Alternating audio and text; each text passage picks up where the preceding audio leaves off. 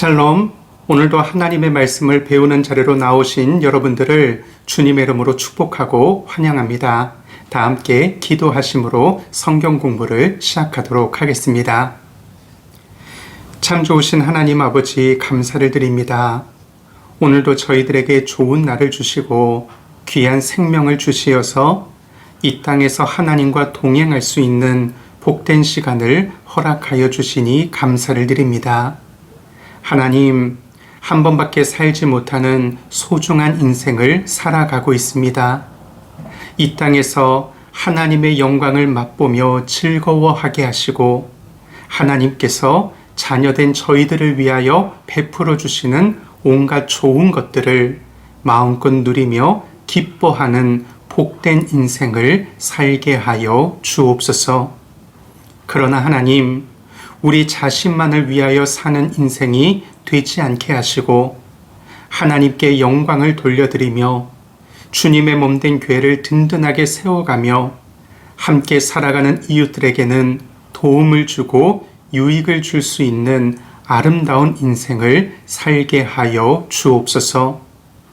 그러한 의미 있고 가치 있는 인생을 살아가기 위해서는 하나님의 말씀으로 우리의 심령과 삶을 무장하는 것이 필요하오니 오늘도 하나님의 말씀을 우리에게 들려주시고 깨닫는 은혜를 허락하여 주옵소서.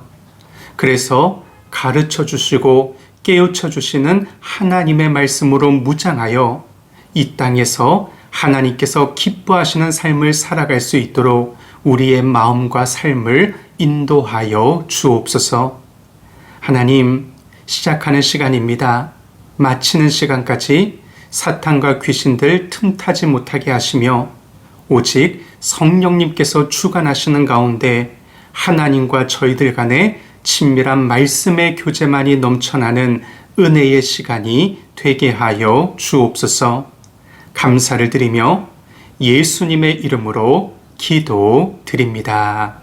아멘. 여러분, 지난 한 주간 잘 지내셨습니까? 오늘은 십계명 강의 11번째 시간으로 함께 공부하도록 하겠습니다. 우리 십계명 계명으로 따지면 8번째 계명 2번째 시간입니다. 지난주 우리는 십계명의 8번째 계명에 대해서 우리 함께 살펴보았습니다. 지난주가 제8계명의 첫 번째 시간이었다면 오늘은 2번째 시간으로 좀 더 다른 관점에서 이 계명을 살펴보도록 하겠습니다. 오늘 우리에게 주시는 하나님의 말씀은 출애굽기 20장 15절 말씀입니다. 도둑질하지 말라. 여러분, 도둑질의 사전적인 정의는 남의 물건을 훔치거나 빼앗는 행위입니다. 도둑질을 다른 말로는 도적질이라고도 말할 수 있습니다. 도둑질과 도적질은 같은 단어라고 보시면 될 것 같습니다. 지난주 우리는 이 도둑질의 문자적인 의미를 넘어서서 도둑질하지 말라는 말씀 속에 더 넓은 의미가 포함되어 있다는 사실을 함께 살펴보았습니다. 사람 도둑질, 불법적인 상거래 행위, 자연을 함부로 착취하여 다음 세대가 누릴 권리들을 우리가 빼앗는 것, 이것도 도둑질이라는 사실을 함께 살펴보았습니다.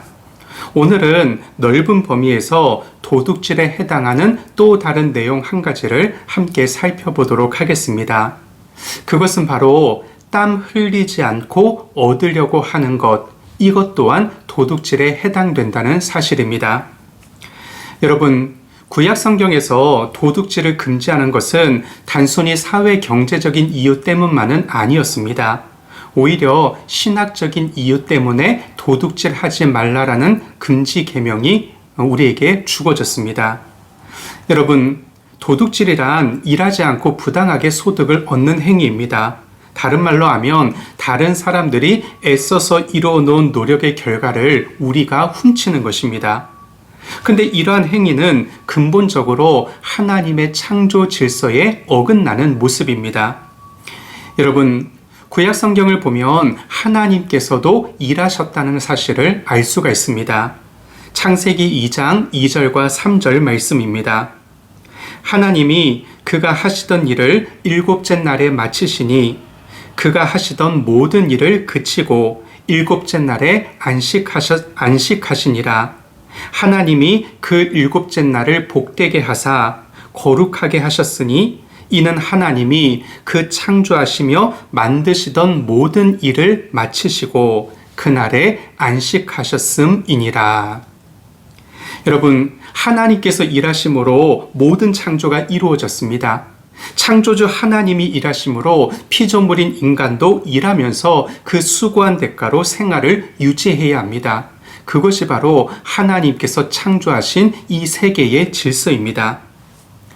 인간은 원래 일하는 존재로 창조되었습니다.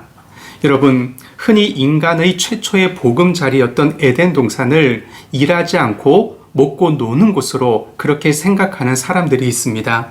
그러나 성경을 보면 에덴 동산은 인간의 최초의 일터였다는 사실을 알 수가 있습니다. 창세기 2장 5절입니다. 여호와 하나님이 땅에 비를 내리지 아니하셨고 땅을 갈 사람도 없었으므로.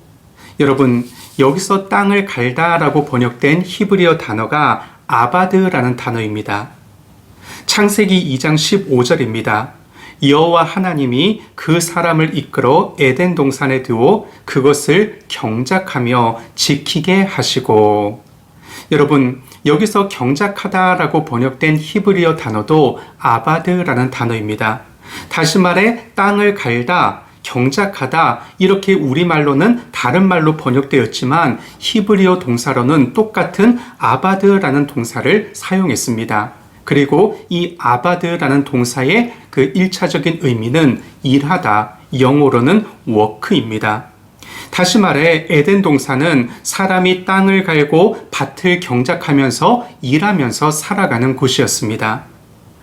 여러분, 사람은 부지런히 일하면서 자신이 일한 열매를 정당하게 받도록 창조되었으며 이것이 하나님께서 창조하신 이 세계의 질서입니다. 여러분, 하나님은 인간을 그의 건강과 여건이 허락하는 한 열심히 일하며 살아가도록 창조하셨습니다. 그런데 도둑질은 이런 하나님의 창조 질서를 파괴하는 일입니다. 따라서 내가 땀을 흘리지 않고 소득을 얻는 것, 이것도 분명 도둑질입니다.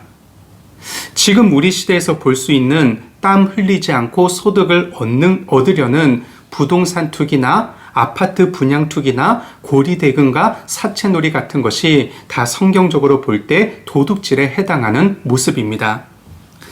여러분, 이 시간 잠깐 투자와 투기에 대해서 좀 살펴보려고 합니다. 그 인터넷 다운 백과사전을 보니까 투자에 대해서 이렇게 정의하고 있습니다. 한 기간 동안의 소득을 미래에 더 큰 수익을 가져다 줄 자산으로 전환시키는 과정. 투자는 경제의 생산 능력을 제고시키기 때문에 경제 성장에 있어서 중요한 요소이다. 그리고 투기는 다음과 같이 정의하고 있습니다. 우연히 단기간에 발생하는 가격 변동에 의해 얻을 수 있는 차익을 목적으로 행하는 매매 거래 활동.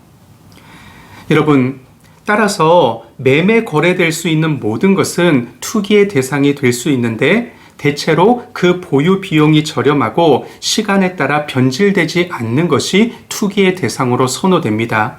이러한 조건을 만족시킬 수 있는 가장 좋은 대상은 주식, 유가증권, 부동산 등이 있습니다. 그런데 이 투자와 투기에 대해서 백과사전에서 그 설명하는 내용들을 제가 좀 읽어보겠습니다. 한번 귀담아 들어보시기 바랍니다.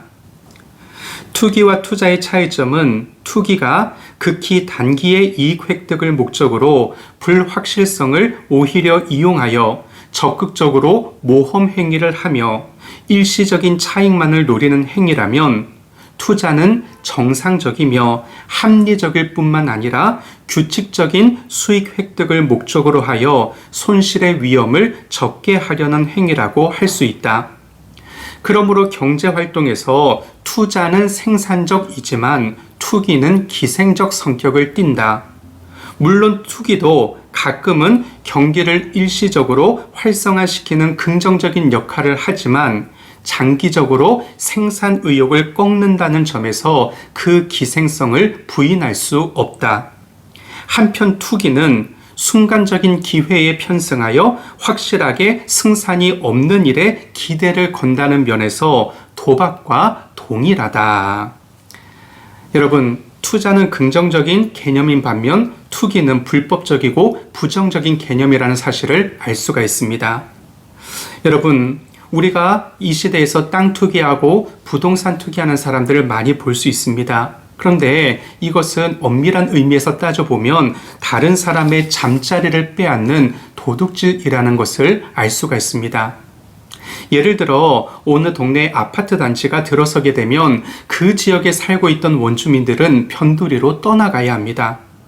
그 원래 살던 사람들이 권리증을 받긴 하지만 가난한 그들에게 이 권리증은 아무 소용이 없기 때문에 결국에는 다른 사람들에게 그 권리증을 팔고 그 지역을 떠나가게 됩니다. 비싼 아파트를 살 수 있는 사람들이 그 아파트에 새로 들어오게 됩니다. 그리고 아파트 가격은 계속해서 상승합니다. 있는 사람들은 더 잘 살게 되고 없는 사람들은 계속 가난하게 살게 되는 현상이 벌어집니다. 그런데 여러분, 구약 성경에 나오는 아모스와 이사야 선지자는 이렇게 부가 정의롭게 나눠지지 않는 시스템을 죄라고 보았습니다. 그것도 국가 차원의 조직적인 죄라고 보았습니다. 여러분, 한 나라의 경영과 경제 철학은 바로 이런 차원의 철학을 가지고 있어야 합니다. 지역을 개발해서 좋고 높은 아파트에서 잘 먹고 잘 사는 것도 중요하지만 없는 사람들이 자신이 살던 둥지에서 삶을 평안하고 행복하게 유지하고 발전시킬 수 있도록 그들을 도와주는 것 또한 필요하다는 사실입니다.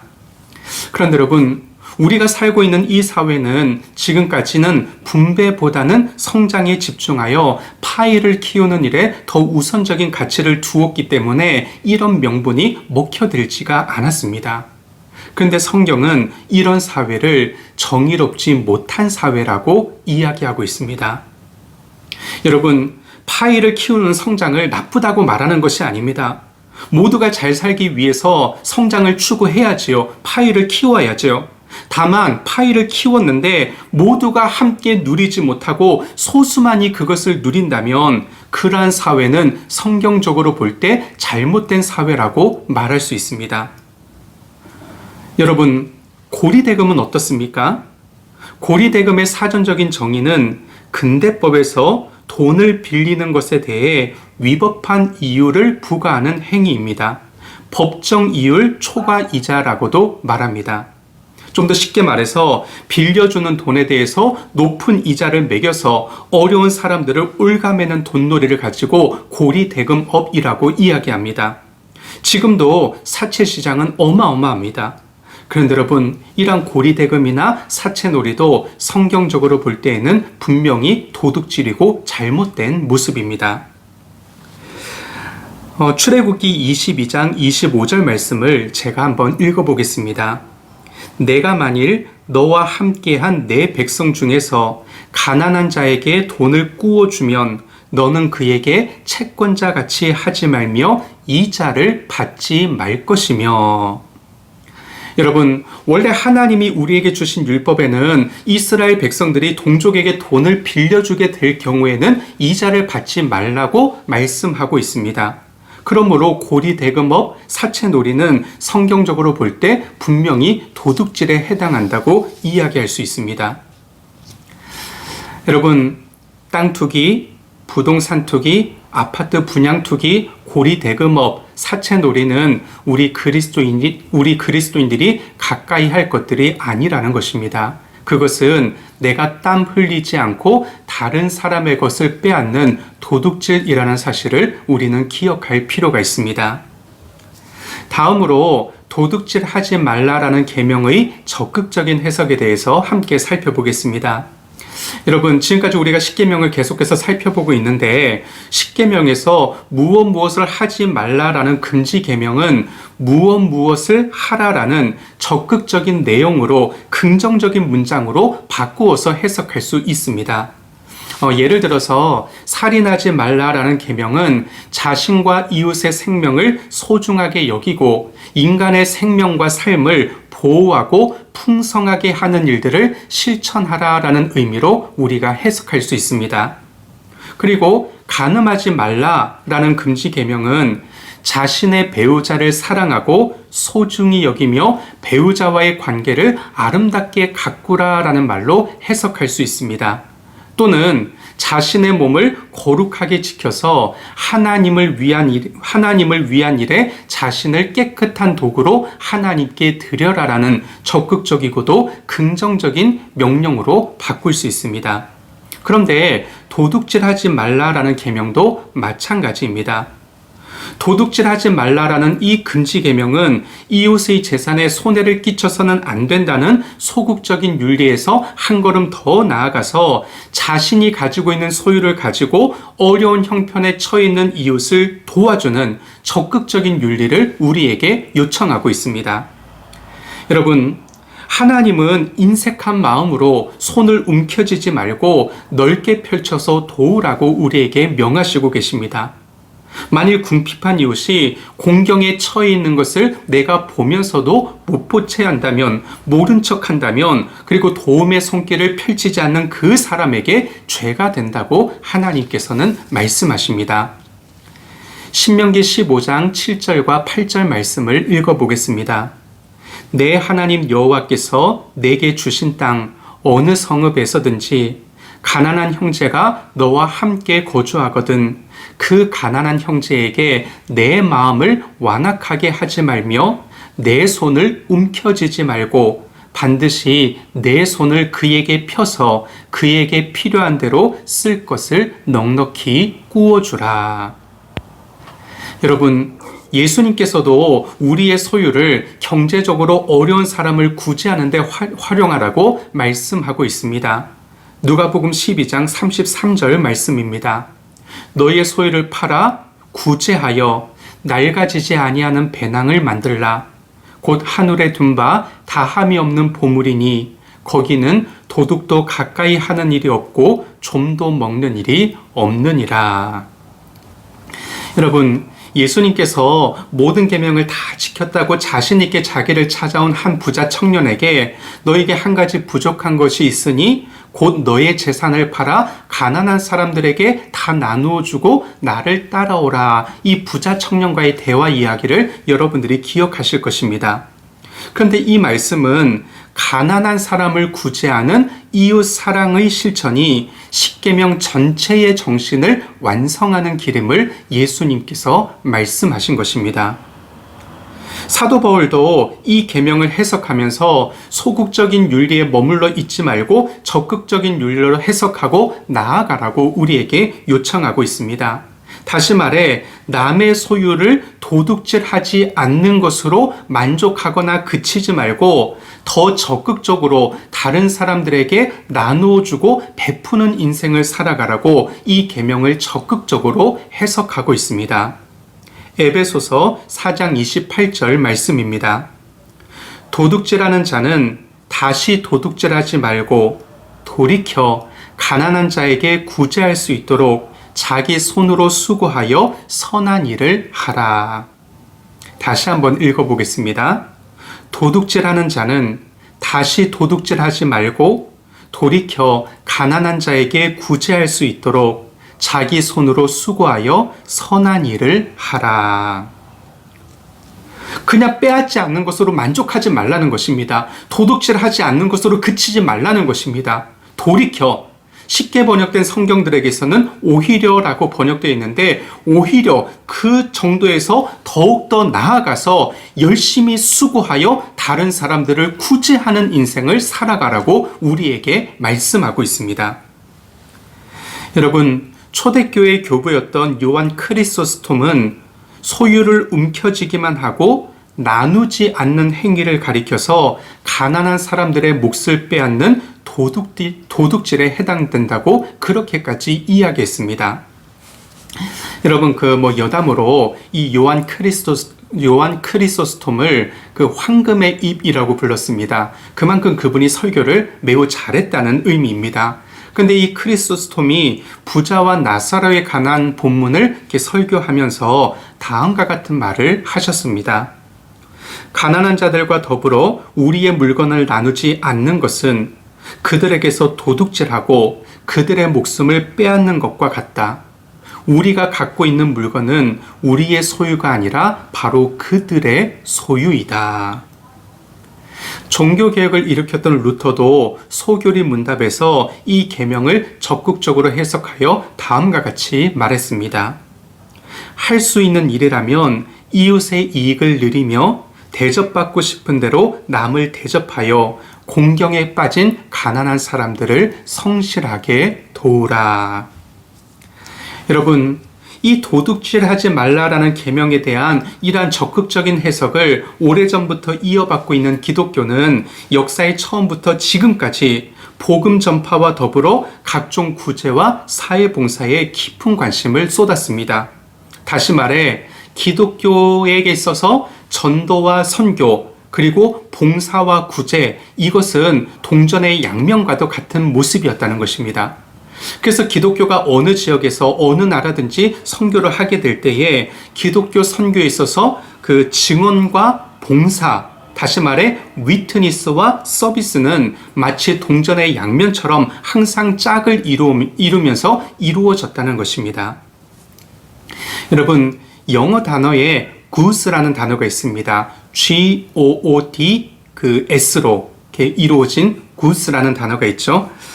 우리말로 풀이하면 재화, 재물, 소유물이라는 뜻인데 이 영어 단어는 그 영어의 그 good, G-O-O-D, 좋다라는 그 영어 단어의 그 복수형입니다. 이 말이 무슨 말이냐? 재산, 재화, 소유를 좋은 것이라고 표현할 수 있는데 왜 재화를 좋은 것이라고 표현할 수 있느냐? 그것은 우리가 잘 먹고 잘 살기 때문에 이 재화가 좋다 그런 의미가 아니라 우리의 재화를 나눔으로 인해서 많은 사람들을 행복하게 만들어줄 수 있기 때문에 이 재화, 재물, 소유물이 좋은 것이라고 이야기하는 것입니다. 초기 기독교 사상가 가운데 한 사람인 아리스티데스라는 사람이 있습니다. 근데 이 아리스티데스가 주 125년경에 기독교인을 박해하던 그 당시 로마 황제였던 하드리안에게 기독교인을 변증하는 그 변증서를 이렇게 쓰게 됩니다. 그런데 이 아리스티데스가 쓴 기독교 변증서를 보면 기독교인의 소유관과 재물관이 잘 나타나 있습니다. 초대교회 교인들은 사유재산을 인정했지만 그것을 자신만을 위한 것으로 생각하지 않았습니다. 오히려 초대교회 교인들은 자신의 소유를 가난한 사람들과 나누기 위한 것으로 자신에게 주어졌다고 이해했습니다. 아리스티데스가 그 하드리안에게 보낸 기독교 변증서 가운데 다음과 같은 내용의 글이 있습니다. 한번 들어보시기 바랍니다. 사람들은 자신에게 공정이 배분된 것조차 자신만의 소유로 여기지 않습니다. 그들 중 가난한 사람이 죽으면 그 죽음을 발견한 사람이 누구나 자신의 능력에 따라 그를 장례해 줍니다. 그들 가운데 가난하고 궁핍한 사람이 있으면 그들의 일용품이 풍부하지 않음에도 불구하고 2, 3일씩 금식하면서 그들의 일용할 양식을 가지고 가난한 사람들을 돕습니다. 여러분, 이것이 초대교회 교인들의 모습이었습니다. 여러분, 나눔이 없는 삶 역시 도둑질하는 인생입니다. 나의 손에 재물이 쌓일 때에는 이 재물이 없어서 생사의 갈림길에 놓여 있는 우리의 이웃들을 떠올릴 수 있어야 합니다. 여러분, 한 사람이 타인의 삶을 위해 나누는 분량은 그 사람의 영성과 비례합니다. 자신의 재물이 늘어나는 것을 보면서 그것에 집착하기 시작한다면 그때부터 그 사람의 영성은 퇴색하기 시작합니다. 우리에게 재물이 늘어나면 늘어날수록 이 재물이 필요한 사람들을 떠올리며 그들과 함께 나눌 수 있어야 합니다. 여러분, 꼭 기억하시기 바랍니다. 한 사람이 타인의 삶을 위해 나누는 분량을 통해 그 사람의 영성이 어떠한지를 알 수가 있습니다. 다시 한번 말씀드리겠습니다. 한 사람이 타인의 삶을 위해 나누는 분량을 보면 그 사람의 영성이 어떠한지를 알 수가 있습니다. 근데 어떤 사람들은 가난은 나람 일도 해결하지 못한다 이렇게 말하면서 타인을 돕는데 인색하거나 주저하는 사람들이 있습니다. 물론 이 가난이라는 문제는 지구의 종말이 올 때까지 존재할 것이기 때문에 가난한 사람들의 문제는 개인의 몫이 아니라고 생각하기가 쉽습니다. 그러나 나라님도 이것을 해결하지 못하고 지구의 종말이 올 때까지 가난의 문제는 해결되지 않겠지만 하나님께서는 하나님을 믿는 자들에게 가난한 자들에게 손을 펼 것을 명하시고 계십니다. 신명기 15장 11절입니다. 땅에는 언제든지 가난한 자가 그치지 아니하겠으므로 내가 내게 명령하여 이르노니 너는 반드시 내 땅 안에 내 형제 중 곤란한 자와 궁핍한 자에게 내 손을 펼지니라. 여러분, 이 가난이라는 문제를 완전하게 해결할 수는 없을 것입니다. 단지 우리는 우리 주변만을 잘 살펴보고 우리의 도움이 필요한 사람이 있다면 작은 부분이라도 나눌 수 있어야 할 것입니다.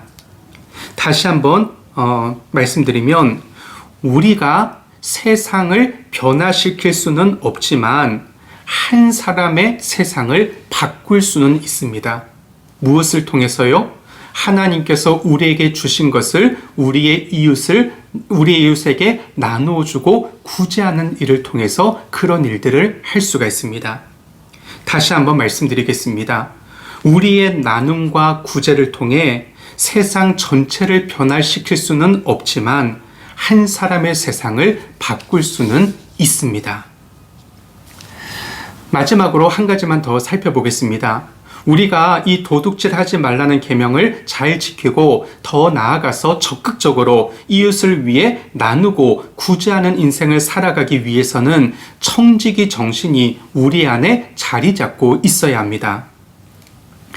여러분, 그 청지기 정신 성경 공부하거나 설교하시면서 귀가 따갑도록 들어보셨을 것입니다. 근데 이 청지기 정신의 골자는 이 세상 모든 만물의 절대적이고도 참된 소유주는 오직 하나님뿐이시며 인간은 다만 하나님이 위탁해 주신 재물을 관리하는 관리자에 불과하다는 생각이 바로 청지기 정신입니다. 따라서 인간이 가지고 있는 모든 소유물도 사실상 인간 자신의 것이 아니라 하나님의 것을 하나님이 인간에게 위탁하신 것에 불과합니다.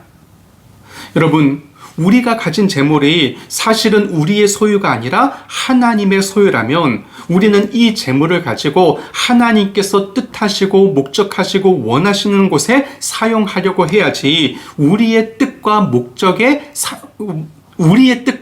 맞게 사용해서는 안 된다는 것입니다. 다시 말해 우리가 가지고 있는 모든 소유물의 주인이 하나님이시기 때문에 하나님과 하나님께서 사랑하라고 명하신 우리의 이웃을 위하여 우리의 소유물을 사용하는 것이 마땅하다는 것입니다. 여러분, 구태여 성경을 들먹이지 않고 상식적으로만 생각해도 우리가 가지고 있는 소유가 우리 자신의 힘만으로 얻은 우리의 것이라고 생각하는 것이 얼마나 헛된 생각인지를 잘 알 수가 있습니다. 예를 들어서 내가 어떤 분야에 탁월한 기술을 가지고 있다고 생각해 봅시다. 그래서 그 기술을 이용해서 돈을 잘 벌고 있다고 가정해 봅시다. 그렇다면 여러분, 나로 하여금 돈을 많이 벌게 하는 내게 있는 그 기술은 내가 어떤 과정을 통해서 습득하게 되었습니까? 내가 학교를 다니면서 그 기술을 습득했을 텐데 내 돈으로 학교를 다녔겠습니까? 아니지요. 부모님이 돈을 대주지 않고서는 우리가 공부할 수 없었을 것이며 학교가 우리에게 장학금을 지원해 주지 않았으면 우리가 공부할 수 없었을 것입니다. 또 학교에서 우리를 가르쳐 주시는 선생님들이나 교수님들이 그 기술 교육에 참여해서 우리를 지도해 주셨기 때문에 우리가 그 기술을 습득할 수 있었을 것입니다. 그렇다면 그 선생님들과 많은 교수님들의 도움 없이 우리가 어떻게 그 기술을 내 힘만으로 습득할 수 있었겠습니까? 여러분, 그리고 어떤 특별한 분야에 내가 탁월한 기술을 가지고 있다. 이것도 하나님께서 나에게 그 분야에 대한 특별한 관심과 성향과 그 선천적인 재능을 주셨기 때문에 내가 그 분야의 그 분야의 능력을 갖추는 것이 가능했습니다. 그러므로 현재 내가 가지고 있는 것 중에서 사실 순수하게 내 것이라고 말할 수 있는 것은 아무것도 없다는 것입니다. 알고 보면 내가 지금 소유하고 있는 재산이나 기술이나 모든 소유물들은 선천적으로는 부모님으로부터 그리고 후천적으로는 사회를 통해 다른 사람들의 도움이라든지 교수님과 선생님들의 도움이라든지 책을 통한 교육을 통해서라든지 모두가 다른 사람들로부터 내가 도움을 힘입어서 내가 그 기술과 그 재산들을 소유하게 된 것입니다. 여러분, 따라서 인간이 자신에게 주어진 재화를 하나님이 원하시는 뜻과 목적에 어긋나게 낭비한다든가 남용하는 것은 하나님의 것을 도둑질하는 것과 같은 행위가 될 수가 있습니다. 그리고 다른 사람의 도움을 힘입어서 내가 능력과 재능과 소유물과 기술을 얻게 되었을 때 그것에 대해서 이웃과 함께 나누지 못한다면 우리는 내 힘만으로만 이 세상에서 살아가고 있다고 그렇게 잘못 착각하며 살아가고 있는 것과 같은 것이 되는 것입니다. 여러분, 하나님의 사람들은 정당한 노동의 대가로 또는 정당한 상속 등의 방법으로 획득한 재화에 대해서 인간관계에서 그리고 법적으로 소유권을 주장할 수 있습니다. 그리고 그 재화를 하나님이 내 인생에 부어주신 축복이라고 생각할 수 있습니다. 그러나 여러분, 재산 그 자체에 집착하지 않고 하나님이 요구하시면 언제든지 그것을 희생할 수 있는 마음의 준비를 가지고 있는 사람만이 정말로 재산을 소유할 수 있는 진정한 자격을 가진 사람이라고 말할 수 있습니다. 여러분, 우리가 꼭 기억해야 할 것이 있습니다. 그것은 무엇이냐면 내가 가진 소유는 하나님이 나에게 주신 축복이자 하나님의 나라와 주님의 몸된 교회와 함께 살아가는 이웃을 위해 하나님이 나에게 명하시는 사명이라는 사실입니다. 다시 한번 말씀드리겠습니다.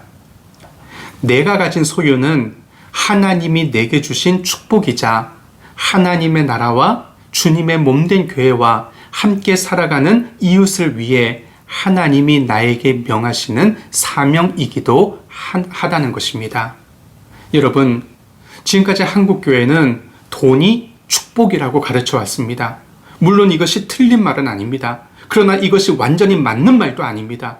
하나님께서 우리에게 주신 돈은 축복인 동시에 하나님께서 우리에게 맡기신 사명이기도 하다는 사실을 우리는 잊지 말아야 할 것입니다. 여러분, 마지막으로 구약 성경의 인물 중에서 이 청지기 정신을 가지고 하나님께서 주신 소유물을 이웃들과 나누는 삶을 살았던 우리 본보기가 되는 인물에 대해서 우리 좀 이렇게 함께 살펴보기를 원합니다. 여러분, 우리가 보통 구약 성경에 등장하는 욥이라는 인물에 대해서는 욥 하면 고난을 떠올립니다. 그리고 욥기 하면 고난과 하나님의 주권에 관하여 우리에게 말씀하고 있는 성경이라고 생각합니다. 물론 이것이 욥기의 큰 주제이자 욥에게 우리가 떠올릴 수 있는 가장 일반적인 주제이기도 합니다. 그런데 여러분, 욥기를 잘 읽어보면 동방에서 가장 부자였던 욥이 하나님께서 주신 그 소유물을 가지고 청지기 정신에 입각하여 이웃들과 함께 나누고 구제하는 인생을 사는 데에도 탁월한 사람이었다는 것을 우리가 알 수가 있습니다. 제가 욥기 31장 16절부터 20절까지의 말씀을 쉽게 번역된 새 번역 성경으로 한번 읽어보겠습니다. 귀담아 들어보시기 바랍니다. 가난한 사람들이 도와달라고 할 때에 나는 거절한 일이 없다. 앞길이 막막한 가부를 못 본 채 한 일도 없다. 나는 배부르게 먹으면서 고아를 굶긴 일도 없다. 일찍부터 나는 고아를 내 아이처럼 길렀으며 철이 나서는 줄곧 과부들을 돌보았다. 너무나도 가난하여 옷도 걸치지 못하고 죽어가는 사람이나 덥고 잘 것이 없는 가난한 사람을 볼 때마다 내가 기른 양털을 깎아서 그것으로 옷을 만들어 그들에게 입혔다. 시린 허리를 따뜻하게 해 주었더니 그들이 나를 진심으로 축복하곤 하였다. 여러분, 우리가 보통 욥을 이야기할 때 하나님을 경외하는 사람이라고 그렇게 이야기하고 있습니다. 하나님을 사랑하고 두려워했던 사람이었다는 것입니다. 그런데 하나님을 두려워하고 하나님을 사랑했던 욥의 그 신앙은 하나님이 자신과 함께 살게 하신 이웃들을 향해서 확장되었던 것입니다. 하나님께서 자신에게 주신 소유물을 청지기 정신에 입각하여 나누고 구제하는 인생을 살았던 사람이 바로 구약 성경의 욥이라는 사람입니다. 간절히 바라기는 저와 여러분들이 이 시대에 욥과 같은 사람이 되어서 하나님께서 우리에게 주신 좋은 것들이 하나님께서 우리에게 주신 축복임과 동시에 하나님께서 우리에게 명하시고 맡기신 사명임도 함께 깨달아서 이 세상에서 가난하고 궁핍한 인생을 살아가고 있는 우리의 이웃들에게 우리의 것들을 나누어 주고 구제하는 인생을 살아갈 수 있는 저와 여러분들 다 될 수 있기를 주님의 이름으로 축원합니다. 다 함께 기도 드리겠습니다. 하나님 아버지, 오늘 이 시간 도둑질하지 말라라는 계명의 두 번째 시간으로 우리에게 주시는 하나님의 말씀을 함께 배울 수 있는 귀하고 복된 시간을 허락하여 주시니 감사를 드립니다. 하나님, 이 땅에서 땀 흘려 수고한 대가를 먹는 것이 하나님께서 우리 인간에게 원하시는 뜻임을 바르게 깨달아서 노력하지 않고 다른 사람의 것들을 내 것으로 얻으려는 그러한 불법적인 모습, 그러한 도둑질을 하지 않을 수 있도록 우리의 심령과 삶을 붙들어 주옵소서. 하나님, 도둑질하지 않는 것으로 그치고 만족하는 인생이 아니라 더 나아가 하나님께서 우리에게 주신 것들을 가지고 궁핍하고 가난한 이웃들에게 나누어 주며 그들을 구제할 수 있는 적극적으로 선한 일을 행할 수 있는 하나님의 사람들 다 되게 하여 주옵소서. 우리에게는 재물과 재화와 소유물과 능력과 기술 등이 하나님께서 나에게 축복으로 주신 것임과 동시에 하나님께서 나에게 명하시고 맡기신 사명임을 깨달아 알아서 이 세상을 아름답게 만들어가며 함께 살아가는 이웃들의 삶을 풍성하고 윤택하게 만들어줄 수 있는 하나님의 사람들 다 되게 하여 주옵소서. 그저 십계명을 배울 때마다 우리의 지식을 축적하는 것으로 만족하지 않게 하시고 이 말씀대로 우리의 삶 속에서 실천하고 적용하고 순종함으로 우리의 삶이 변화되고 우리와 함께 살아가는 이웃들의 삶이 긍정적으로 변화될 수 있는 귀하고 복된 역사가 있게 하여 주옵소서. 감사를 드리며 예수님의 이름으로 기도 드립니다. 아멘. 긴 시간 강의 들으시느라 수고 많으셨습니다. 여러분, 한 가지 좀 공지사항만 알려드리고 강의를 마치도록 하겠습니다. 여러분, 제가 이렇게 원래 녹화를 해가지고 강의를 이렇게 송출하긴 하지만 우리가 지금 비대면이기 때문에 코로나 상황으로 인해서 어쩔 수 없이 이렇게 온라인 강의를 진행하고 있습니다. 여러분, 비대면으로 영상을 통해서 공부하긴 하지만 여러분들 마음속으로 이렇게 생각하시기에는 목요일 오전 10시부터 12시까지 교회 예배당에 모여서 함께 성경 공부를 한다. 그 마음을 가지고 그 습관을 잃어버리지 않도록 여러분, 가급적이면 가능하시면 좀 이렇게 마음을 정하셔가지고 목요일 10시 30분에 여러분이 계신 자리에서 이 영상을 함께 시청하시면서 성경 공부 하실 수 있으면 좋겠습니다. 조만간 예배당 문이 열리면 우리 이제 교회에서 함께 얼굴과 얼굴을 마주하면서 이 하나님의 말씀 우리 함께 배우고 또 즐겁게 믿음 안에서 교제 나눌 수 있기를 소원하고 또 기도하면서 여러분들을 기다리도록 하겠습니다. 여러분, 한 주간 잘 지내시고 우리 다음 주에 또 함께 하나님의 말씀을 공부하도록 하겠습니다. 여러분, 한 주간 평안하시고 주님 안에서 승리하시기를 축복합니다. 샬롬.